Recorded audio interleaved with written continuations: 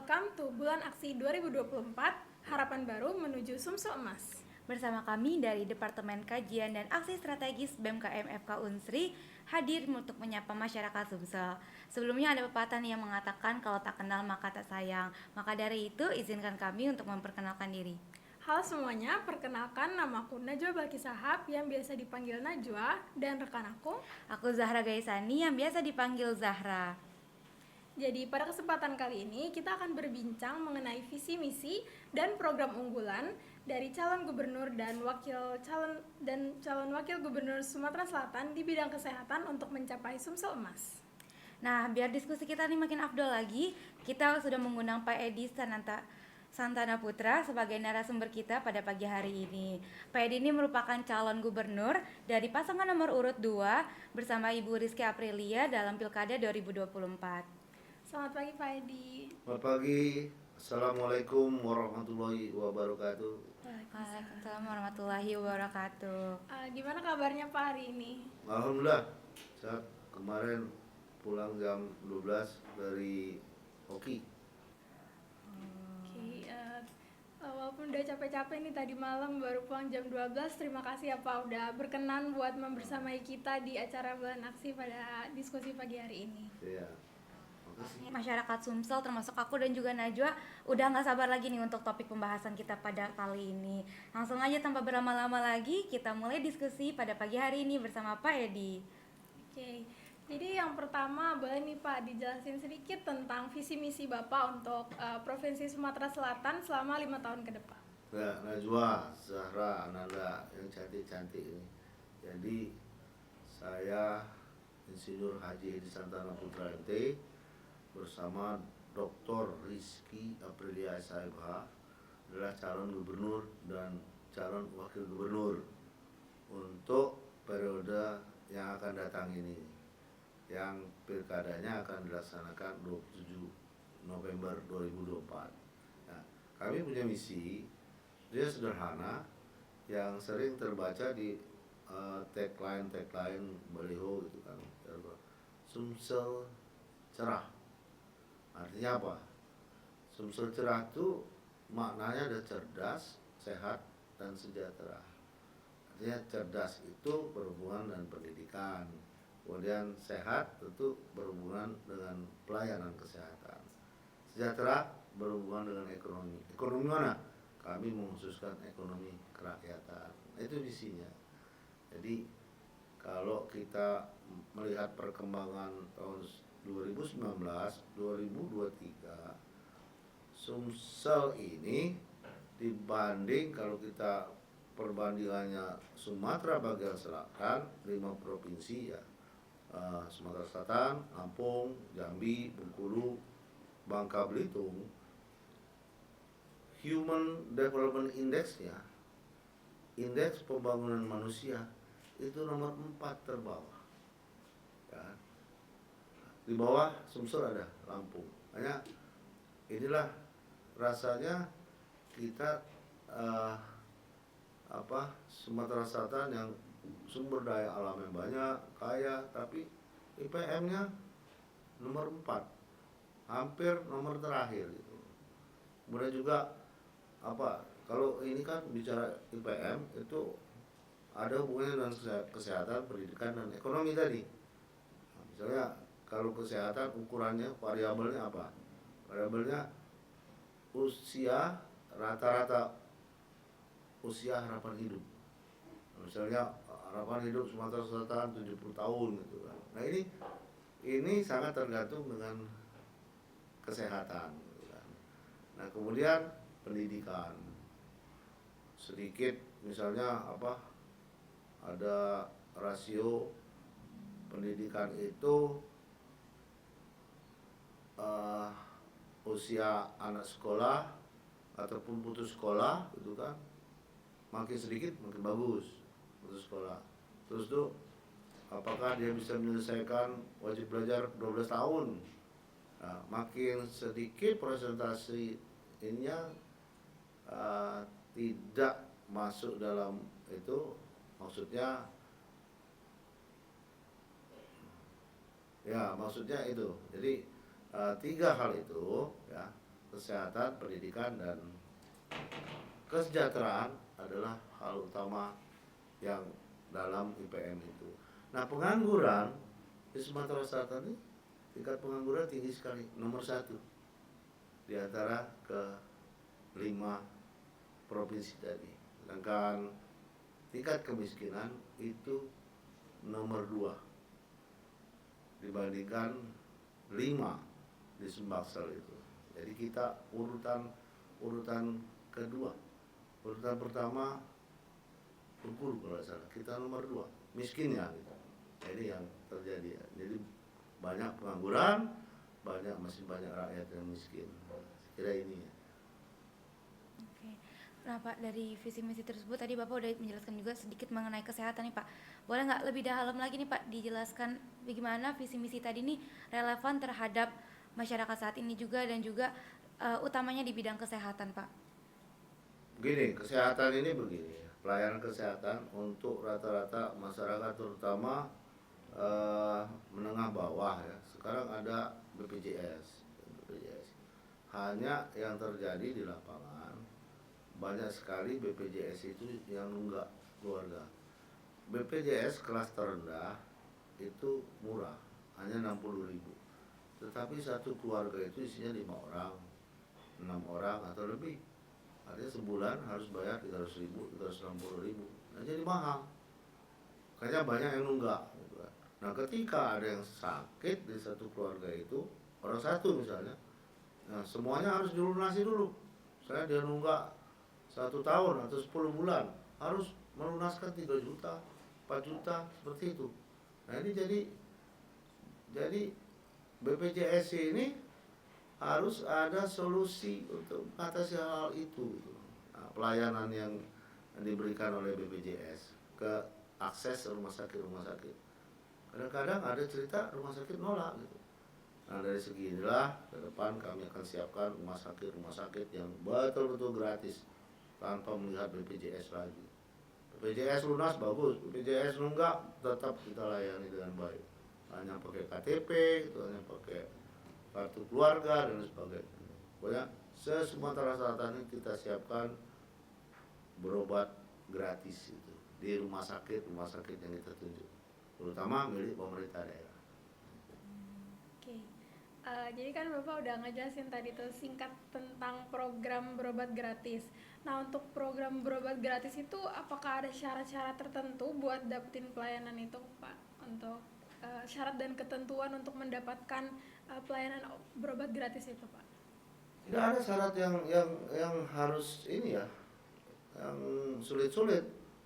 Karena urusan pendidikan, urusan pelayanan kesehatan itu adalah amanat Undang-Undang Dasar 45.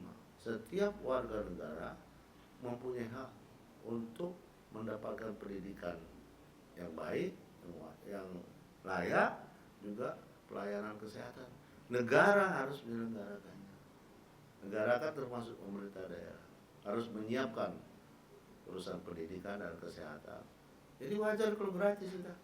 Saya kira sejalan dengan Presiden baru kita Pak Prabowo gitu kan, kemudian juga saya kira bupati, wali kota juga sepakat kalau saya gubernur kita gratiskan ini gitu, rumah sakit gitu. Nah, jadi tidak ada sulitnya. Pendidikan juga tadi. Di pendidikan tidak ada lagi yang mahal, tidak ada lagi mau masuk SMA SMK harus bayar belasan juta mungkin, tidak ada. Itu kita hilangkan pungli-pungli di sekolah semua gratis ya. Pendidikan gratis dan berobat gratis. Tadi kan Bapak sempat menjelaskan sedikit mengenai program berobat gratis nih dan juga BPJS nih Pak. Nah, BPJS ini sifatnya nasional kan Pak, dan semua provinsi gitu. Tapi program berobat gratis ini khususnya di Sumsel, benar kan Pak?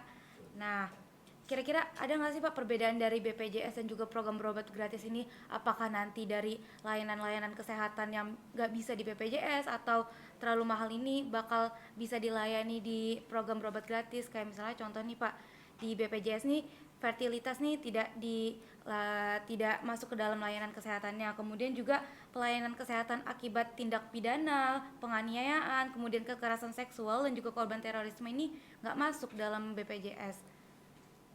Ya. Ya, jadi begini, BPJS tidak serta-merta harus kita ganti, tidak. Tapi kita sifatnya melengkapi. BPJS itu undang-undang, harus dilakukan begitu. Hanya yang saya sampaikan tadi, ketika ada yang nunggak, misalkan mau masuk rumah sakit, jangan sampai mereka ditolak. Tetap aja itu. Nanti kita bicarakan apakah kita yang mensubsidi tunggakan mereka atau ada khusus tanpa melihat BPJS kita layani gitu. Jadi ada dua alternatif kita. Yang lancar silakan, tidak masalah. Tapi yang tidak lancar, yang nunggak itu masalah. Termasuk tadi yang tidak ditanggung oleh BPJS, misalnya masalah kecelakaan dan yang kekerasan seksual dan lain sebagainya, itu kita masuk di situ. Kita gratiskan yang itu kita layani. Itu kayak dikolaborasiin gitu ya Pak, BPJS sama yang program berobat gratis itu. Kolaborasi jadi kita. Dan nanti kita evaluasi juga, bicarakan dengan otoritas BPJS. Jadi seorang gubernur kan bisa lah bicara bagaimana pelayanan daerahnya. Kalau kita ingin menambah subsidi bahkan gratis pengobatan. Berarti bisa selagi dia punya kartu kakak di Sumsel, kemudian KTP Sumsel ya Pak? Ya, itu begitu. Jadi kan ada KIS, Kartu Indonesia Sehat, ya kan? Kalau KIS itu kan betul-betul gratis memang. Tapi apakah itu sudah berjalan dengan baik? Kalau tidak ya kita masuk di situ kolaborasinya BPJS tadi. Kalau lancar silakan gitu. Nah, tapi kalau ada tunggakan tapi rakyat menjadi tidak terlayani, nah ini masalah gitu. Nah ini yang dari sisi itu pemerintah daerah harus masuk menyiapkan anggaran khusus. Berarti yang ada tuh harus ditingkatin dulu baru buat yang baru gitu ya Pak? Semuanya ya yang ada tetap dipakai, terus ada peningkatan. Nah kemudian pelayanan kesehatan ini kita harus tingkatkan, termasuk jumlah rumah sakit gitu kan apa. Saya kemarin pulang dari Oki di daerah Lempuing itu, sepertinya perlu dibangun rumah sakit karena jauh dari ibu kota kabupaten. Harus kita bangun, tapi bangunnya tidak usah rumah sakit kelas hebat dulu, rumah sakit tanpa kelas gitu. Nah ini yang kita siapkan awal itu. Di atas puskesmas nggak ada, tapi bisa merawat inap. Saya kira ini harus lebih banyak di Sumatera Selatan. Jadi maksimalkan yang ada, terus meningkatkan lagi jumlah-jumlah dari kuantitas dan juga kualitasnya ya Pak. Ya betul, alkesnya, kemudian juga disiapkan di setiap rumah sakit. Saya kira kita bisa titipkan ada semacam trauma center. Nah itu tidak khusus rumah sakit trauma center tidak, tapi kita titipkan di rumah sakit. Nah, biar nanti provinsi gubernur yang menghandle itu semua gitu untuk trauma center. Oke Pak, mungkin Najwa ada yang mau ditanyakan lagi nggak nih Pak? Mungkin aku mau nanya dikit soal yang tadi kan Bapak ada nyinggung dikit soal alkes tuh Pak, alat kesehatan, pemerataan alat kesehatan. Nah, tapi kan sejauh ini tuh bahkan di rumah sakit yang besar di Sumatera Selatan pun itu tuh masih ada nih alat-alat yang canggih banget tuh belum ada di rumah sakit yang besar yang ada di Sumatera Selatan kayak PET scan itu yang buat mendeteksi berbagai penyakit terutama kanker. Itu kan dia baru ada di pusat-pusat medis yang besar. Nah itu tuh gimana strategi dari Bapak sendiri kalau ingin memeratakan alat kesehatan ke puskesmas dan klinik jika di rumah sakit besar tuh belum ada alat yang canggih tadi Pak? Ya, makanya kita gini ya, harus ada grand design pelayanan kesehatan di Sumatera Selatan. Tidak semua kota itu harus ada rumah sakit besar. Contoh misalnya di Palembang kan banyak nih, ya. Di Pangkalan Bala ya, itu tidak perlu besar. Kenapa? Orang sana pasti lari ke Palembang. di organ hilir nggak perlu besar. Nah kita siapkan di titik-titik mana pusat kesehatan, layanan kesehatan yang peralatannya harus lengkap. Misal di Lubuk Linggau, kalau ini ya jauh kan jangkauannya, jadi cukup di situ semua peralatan harus ada. Kemudian di mana lagi, di Sekayu, atau kata bukan di Sekayunya, di Bayung Lencir atau Sungai Lilin arah ke Jambi. Dan di mana lagi? Saya kira Kayu Agung tidak perlu juga besar banget, karena cuman 20 menit, 30 menit sampai Palembang sekarang melalui tol kan. Disesuaikan juga ya Mas jarak ke Ah Palembang itu, Pak. jadi nanti kita buat grand design-nya pelayanan kesehatan. Mana yang butuh rumah sakit tipe B, tipe C, ataupun tanpa kelas gitu, tanpa grade.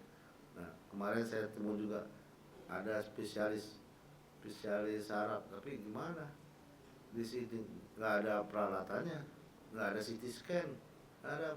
Kami mau kerja apa gitu. Nah ini kan jadi yang jelas setiap rumah sakit itu tipe C ya, kata itu laboratoriumnya harus lengkap. Laboratorium kan nggak begitu mahal, bukan urusan CT scan jantung macam kateter apa, nah tapi di labor itu harus lengkap. Ya, cek darah, ya, cek gula darah, cek asam urat, cek apa semua harus bisa labor itu kan. Nah, saya kira ini. Oke Pak, tadi sempat bahas-bahas juga nih Pak mengenai tipe-tipe rumah sakit. Nah, kira-kira dari peningkatan kualitas alat kesehatan nih, kriteria rumah sakit apa aja sih Pak yang harus ada dan gimana Pak? Apakah dari rumah sakit dari tipe paling bawah atau pemerataannya seperti apa? Karena mengingat di Sumsel nih masih banyak banget Pak rumah sakit yang masih tipe C. Nah, tipe C sendiri ini ada 21 rumah sakit di Sumsel, kemudian tipe D juga masih ada 17 rumah sakit, dan tipe D Pratama ini masih ada 2 rumah sakit di Sumsel, Pak. Nah, jadi itu yang jelas kita akan tingkatkan seluruh rumah sakit itu dilengkapi peralatannya, alat kesehatannya, tapi batasannya bagaimana gitu. Kalau urusan jantung nggak usah lah tipe D mungkin kan, tipe C, tipe B barangkali, nah seperti itu. Nah ini kan saya nanti kita diskusikan dengan ahli-ahli kesehatan. Seperti saya sampaikan, kita harus punya grand design pelayanan kesehatan di South Sumatera ini. Nah, Mungkin aku mau nanya dikit tentang tadi kan mau dikasih nih fasilitas merata di puskesmas dan juga klinik desa, kan semuanya mau diratain alat kesehatannya. Tapi gimana kalau dalam suatu kondisi malah di sana itu tidak merawat fasilitas itu dengan baik gitu Pak? Tanggapan dari Bapak gimana Pak? Nah, jadi Najwa bukan merata semuanya harus ada ini. Tadi kita bedakan tipe D itu pelayanannya bersama gitu. D Pratama ya ada dari. Nah itu tipe C bersama. Nah, di rumah sakit tipe C itu ada di mana? Gitu kan. Nah ini kita lengkapi peralatannya sesuai dengan kelasnya ya, tipenya. Kemudian kalau yang jauh dari jangkauan, puskesmasnya itu yang kita perkuat gitu kan. Ini puskesmas layanan inap mungkin masih di bawah D, tapi bisa rawat inap di perairan bisa jauh sebelum mereka itu dibawa ke rujukan ke rumah sakit yang lebih besar. Nah, ini. Baik Pak. Nah, tadi Bapak juga sempat nyinggung sedikit nih Pak di awal-awal mengenai trauma center Pak. Nah, aku mau tanya nih Pak, kira-kira gimana nih kalau misalnya Bapak terpilih untuk mengidealisasikan trauma center nih seperti apa? Karena seperti yang tadi Bapak sempat bilang, trauma center ini kan cukup penting ya Pak keadaannya, karena dia ini merupakan rumah sakit yang khusus untuk kecelakaan, apalagi di daerah-daerah yang rawan ya atas kecelakaan lalu lintas kayak tadi Lubuk Linggau, Indralaya, kemudian juga Muara Enim. Mungkin gimana pendapat Bapak nih terhadap idealisasi trauma center Pak? Ya, jadi kita kan ada data kecelakaan lalu lintas itu di mana titik-titik yang rawan ya. Nah, di kota terdekat itu harus cepat kita bangun trauma center itu dengan peralatan lengkap dan ambulansnya. Kalau terjadi sesuatu misalnya di tol apa, dan harus cepat dibawa ke rumah sakit terdekat yang punya trauma center. Nah, jadi kita titipkan trauma centernya di rumah sakit. Ada lagi kelemahan pelayanan kita. Dokter, ini dokter, mohon maaf dokter maunya kumpulnya di kota besar, Palembang. Kalau di Empat Lawang misalnya dia pegawai pindahkan agak sungkan gitu kan. Ya wajar, manusiawi itu. Di sini kan manusia orangnya lebih banyak, bisa praktek gitu. Nah, saya punya pemikiran dokter pun digilir, itu ditugaskan bergilir.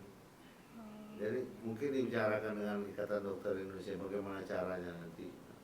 Dia harus di Linggau misalnya Zahra nih di dokter, kamu coba setahun ini 2 kali ada di Linggau. Saya 10 hari, tapi bukan berarti pindah. Rotasi kayak gitu ya Pak? Rotasi, saya kira dokter mau gitu kan. Dokter mau gitu, dirotasi gitu. Karena ini kan ada rasa tanggung jawab sosial juga dari seorang dokter.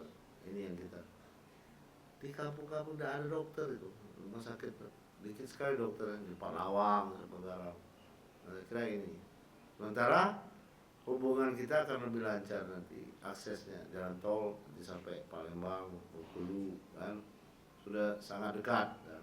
Palembang, Jambi, ya, semua kabupaten di Sumatera Selatan dilewati jalan tol kecuali Muratara, Oku Selatan.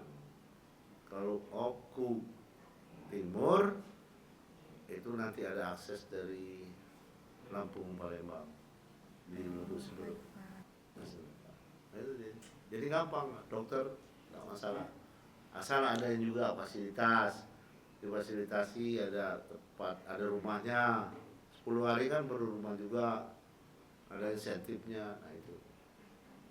Rotasi dokter ini memikirkan dari dari tunjangan yang diberikan, insentif, kemudian juga fasilitas-fasilitas dari mulai transportasi juga ya Pak. Karena kan untuk rotasi ini kan pastinya dari dokter-dokter nih kenapa mungkin ya Pak alasan nggak mau dirotasi ke tempat-tempat yang jauh ini karena pertama alat kesehatan di sana juga masih belum memadai nih Pak, seperti yang tadi aku dan juga Najwa sampaikan di awal, masih belum merata. Kemudian juga jalanan-jalanannya ini masih belum baik Pak, jadi memakan waktu.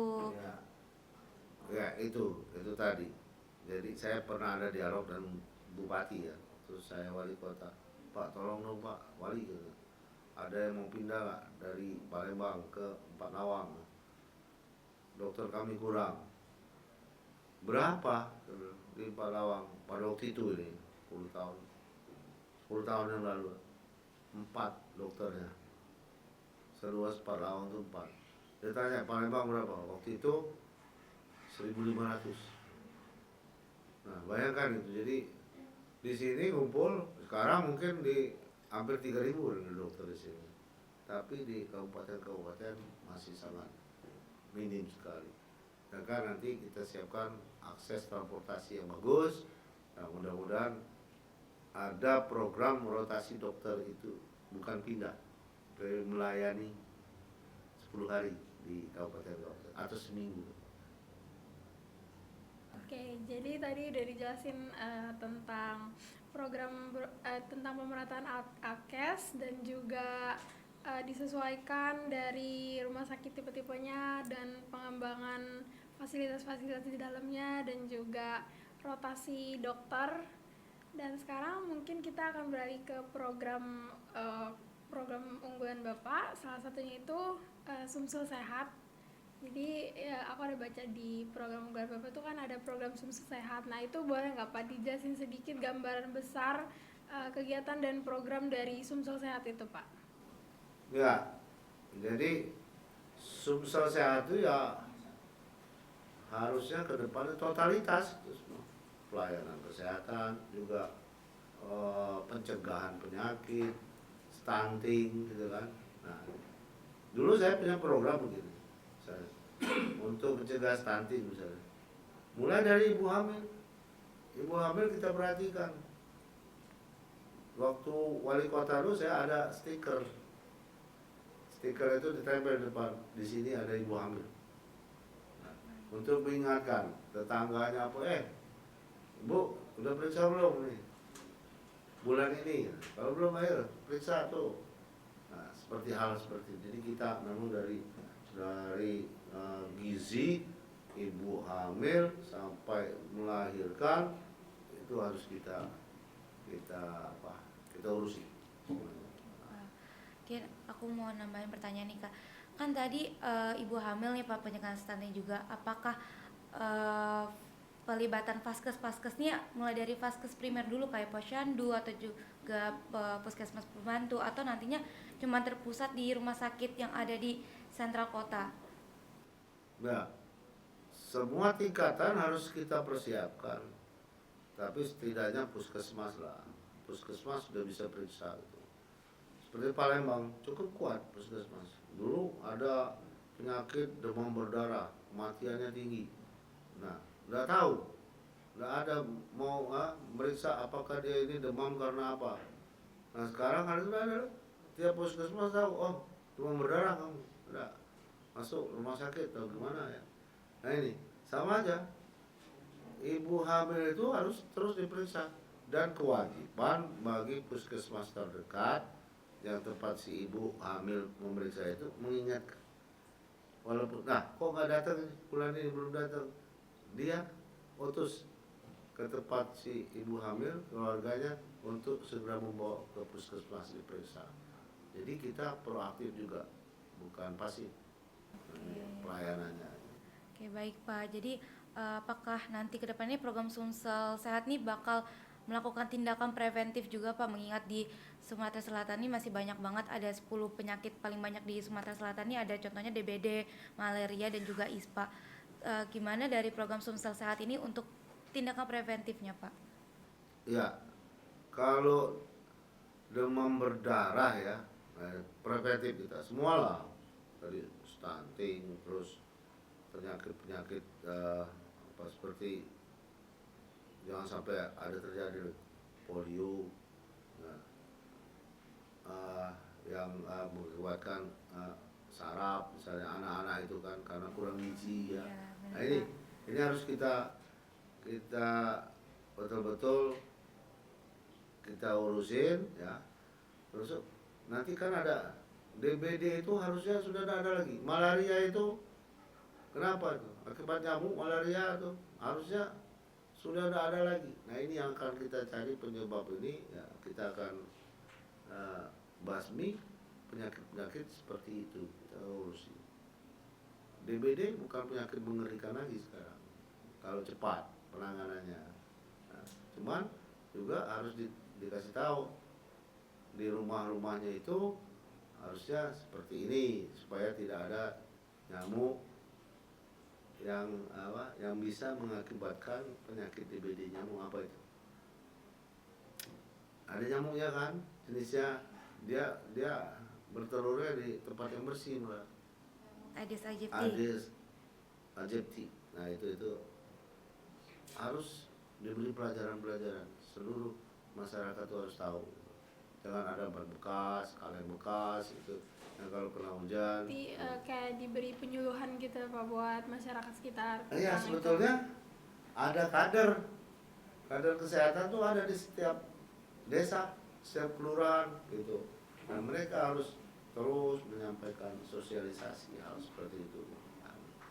Jadi, nah termasuk ISPA saya belum tahu penanganannya, tapi ya setidaknya peralatan untuk itu harus ada. Jangan sampai meninggal akibat ISPA karena kurang oksigen misalnya Pak, untuk penanganan emergensinya. Dan juga aku mau tanya dikit Pak tentang tadi Sumsel Sehat itu gimana sih kita sebagai tenaga medis atau tenaga kesehatan itu bisa ikut dilibatkan dalam program Sumsel Sehat ini Pak?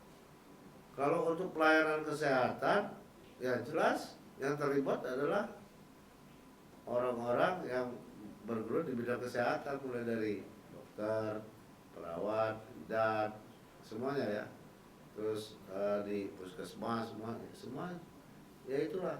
Nah pertanyaannya apakah cukup tenaga medis ini, tenaga medis.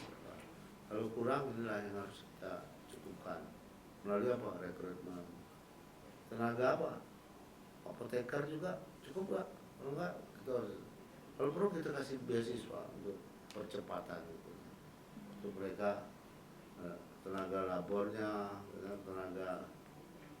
tenaga medis bidang labor, tenaga medis di bidang apa tadi ya. Nah, semuanya kita akan siapkan dengan baik. Nah itulah pelayanan kesehatan totalitas. Saya sebut totalitas untuk Sumatera Selatan.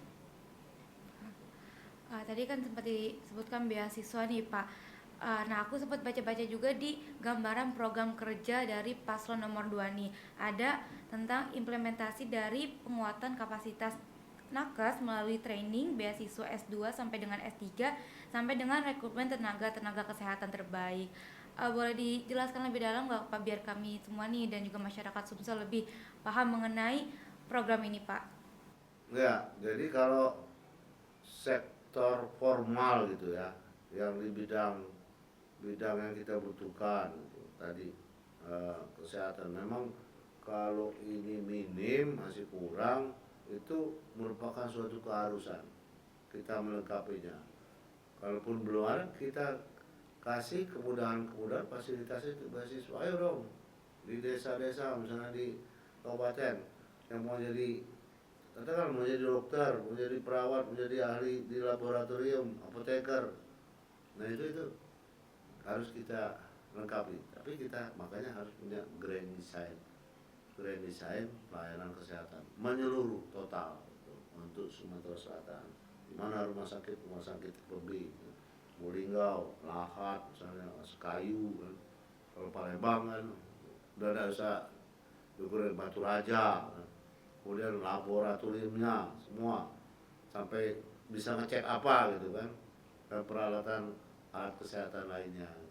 Saya kira semua harus kita hitung, harus kita desain dengan baik, yang kita sebut rencana induk pelayanan kesehatan totalitas Sumatera Selatan. Oke Pak. Jadi kan itu kan tadi udah dijelasin tuh Pak, berarti totalitas semuanya bisa dapat. Nah itu tuh apakah ada juga seleksi khusus buat beasiswa, terutama buat anak kesehatan FK gitu Pak? Apakah ada seleksi khususnya? Tadi sebenarnya sudah saya jawab. Saya merencanakan memperbanyak dari anggaran APBD untuk beasiswa, termasuk dari CSR-nya perusahaan-perusahaan besar atau perusahaan batubara kecil-kecil tapi sudah banyak triliun sebetulnya. Jadi corporate social responsibility-nya itu harus jalan. Kita pakai itu untuk anak-anak kita, kalau anak kita beasiswa. Ada, saya pernah dialog dengan anak-anak, ini bukan di bidang kesehatan tapi umum lah apa, datang ke tempat saya di DPR, kamu lulusan mana? Al-Azhar. Oh, hebat, kamu punya uang pasti, atau orang tua kamu banyak duit. Gratis Pak di sini, tidak ada bayar satu peser pun di sana. Al-Azhar mana? Kairo Pak, di Kairo. Wah, jadi untuk apa? Kamu perlu duitnya untuk apa? Makan sama living cost lah, makan sama tempat tinggal. Jadi keluar berapa? 1 juta per bulan. Nah, kami orang 6 sewa apartemen, masak sendiri 1 juta. Murah, sangat murah sekali. Nah ini yang akan, wah kalau begitu saya akan kirim 500 anak ke sana per tahun gitu. Nah kira-kira seperti itulah gambarannya. Bidang kesehatan juga. Berarti tadi layanan-layanan ini akan mengambil dana dari APBD ya Pak? Ya. Nah, boleh tahu nggak Pak? APBD dan CSR dari perusahaan, Corporate Social Responsibility, tanggung jawab sosial dari perusahaan-perusahaan. Oh, baik Pak. Nah, kira-kira dari APBD dan CSR ini berapa sih Pak jumlah anggaran atau alokasinya Pak untuk layanan-layanan kesehatan ini Pak? Jadi sudah diatur undang-undang ya. Untuk pendidikan itu 20%. Nah, jangan dihitung 20% itu dari dana pusat juga digabungkan ke daerah, kurang. Harusnya APBD-nya 20% itu pendidikan. Kesehatan 8-10%. Nah itu jadi sebetulnya kalau kita 10 triliun untuk kesehatan itu 1 triliun, lumayan. Ditambah kolaborasi dengan kabupaten kota, masing-masing kan ada anggaran. Mudah-mudahan bisa cukup untuk itu. Ya. Baik, terima kasih Pak atas penjelasan-penjelasan tadi dan sangat informatif mengenai visi misi dan juga program unggulan dari Pak Edi. Bener banget, Wak. Nah, jadi mungkin aku sedikit simpulkan ya, Pak, mengenai diskusi tadi kita. Nah, jadi ada program-program yang diajukan oleh paslon nomor 2 ini berupa program pelayanan kesehatan gratis, berobat gratis, kemudian juga ada beasiswa bagi nakes, kemudian juga ada pemerataan dari alkes dan juga vaskes, baik itu dari alat yang dibutuhkan, kemudian juga fasilitas dan juga transportasi atau bagaimana sih transportasinya diperbaikinya. Kemudian juga ada peningkatan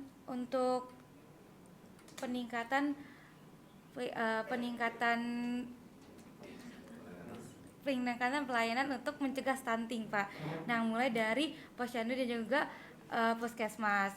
Nah, mungkin boleh lanjut ke Najwa karena ada beberapa pesan dari masyarakat Sumsel, ya, Pak. Betul. Jadi di sini kami juga mewakili masyarakat Sumsel untuk menyampaikan aspirasi mengenai harapan untuk Sumsel, terutama di bidang kesehatan apabila paslon nomor urut 2 terpilih.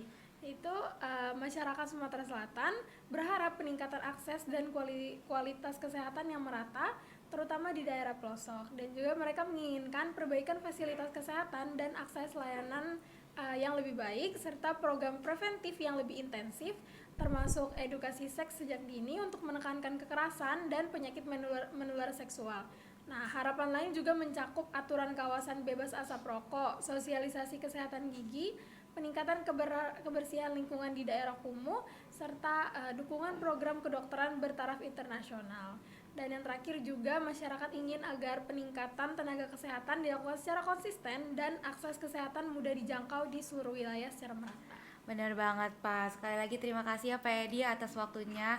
Nah, mungkin terakhir nih Pak, sebelum kami tutup podcast pada kesempatan kali ini, dari Pak Edi sendiri apakah ada closing statement yang ingin disampaikan ke masyarakat Sumsel, Pak? Nah, terima kasih. Jadi saya terakhir ini ingin menyampaikan bahwa kalau saya jadi gubernur ya, saya akan menyiapkan semacam taman digital. Saya berpak untuk milenial, Gen Z, terutama untuk mencari kerja pemula. Di satu hamparan yang luas, taman itu hijau, kemudian banyak kuliner, ada gedung pelatihan gratis.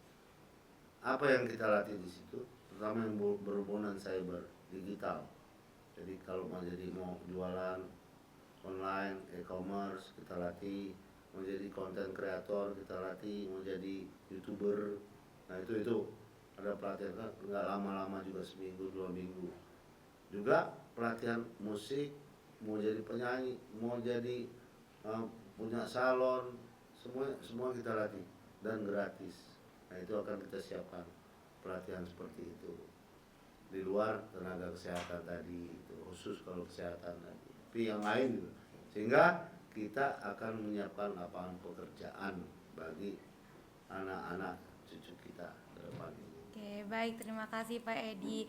Sebelum diakhiri nih Pak, kami mau menyerahkan sedikit cendera mata untuk Pak Edi. Mungkin dari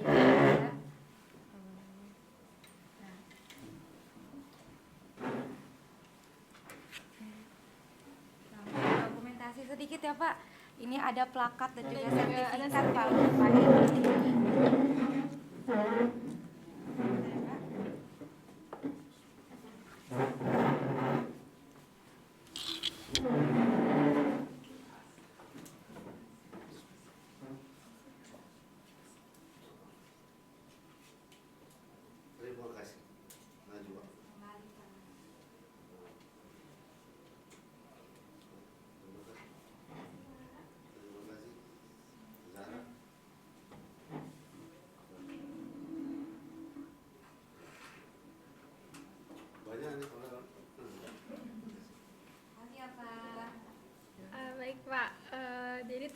kasih banyak Pak, dan atas closing statementnya tadi juga. Dan nggak kerasa kita udah di penghujung podcast dan harus berpisah dengan masyarakat Sumsel yang ada di rumah Niza. Bener banget Wah, nanti kalau kelamaan keburu makin nyaman, nanti Pak Edinya nggak pulang-pulang. Makasih Najwa, Zahra dan semua. Assalamualaikum warahmatullahi wabarakatuh. Waalaikumsalam warahmatullahi wabarakatuh. Saya Zahra. Dan saya Najwa, kami pamit undur diri. Sampai jumpa di lain waktu. Dadah.